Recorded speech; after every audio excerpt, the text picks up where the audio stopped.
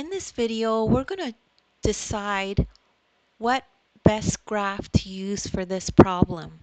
So if we have a problem like this that says, what type of graph would you use to show ice cream cones purchased in a week?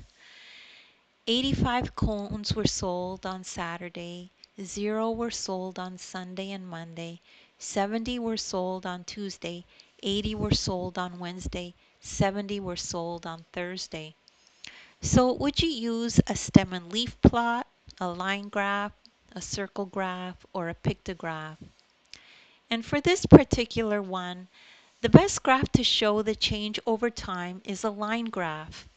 And we're showing change over time. So from Saturday to Thursday, we're trying to see on a graph how many ice cream cones were sold. And the best way to do that is with a line graph. And that's the end of this lesson. And make sure to like and subscribe.